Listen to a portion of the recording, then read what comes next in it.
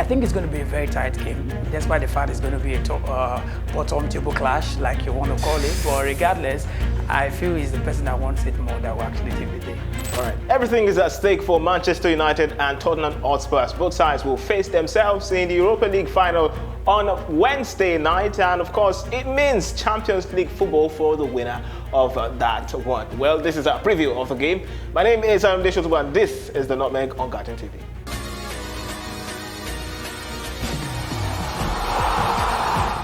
Yes, you're welcome to the latest edition of the Nutmeg here on Guardian TV, and it's all about the Europa League final.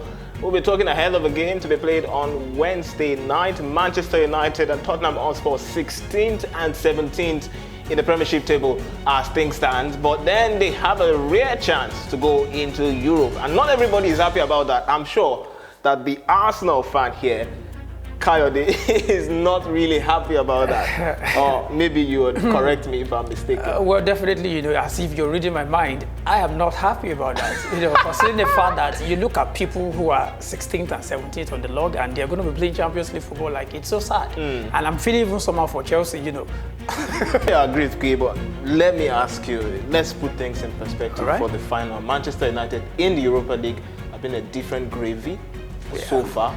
They've been unbeaten up until the final, beginning from the group phase. Tottenham Hotspur 17th, but they have a chance to go into Europe with this, and that's absolutely what's at stake here.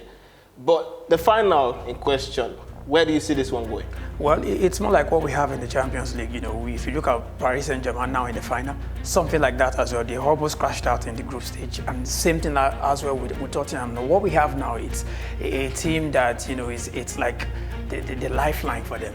And up against the Manchester United side that they faced 3 times this season and they've beaten Manchester United on the 3 occasions. I feel if you look at in terms of the start, they have a little bit of hedge. But looking at how Manchester United has evolved in Europe, quite different from what we have seen in the Premier League. Even Amorim was saying it that he doesn't know what is going on. It's like Man United, another different team entirely in Europe. So I think it's going to be a very tight game, despite the fact it's going to be a bottom table clash, like you want to call it. But regardless, I feel he's the person that wants it more that will actually take the day. All right, I'll take your predictions before we go, but let me ask you about the managers. This pretty much defines their job. Yeah. Ange Postecoglou and Ruben Amorim.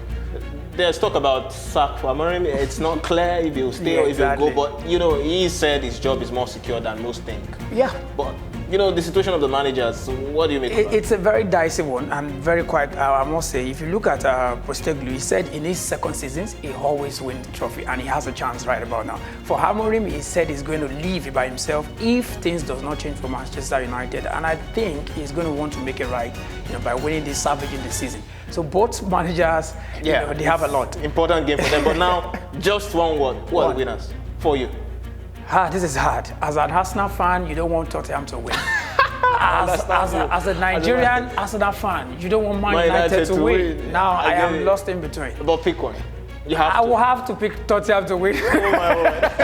Anyways, let's know who you're picking in the comment section. Absolutely, it's going to be a cracker in the final between Manchester United and Tottenham Hotspur. That's the much we can take in this episode of the Nutmeg. You can be part of what we do on social media. The handle to follow is at Guardian Nigeria. Also follow our content on YouTube as well. You subscribe to our channel, Guardian Nigeria on YouTube, and also tap the notification bells to get every bit of work that we do about news in and around Nigeria.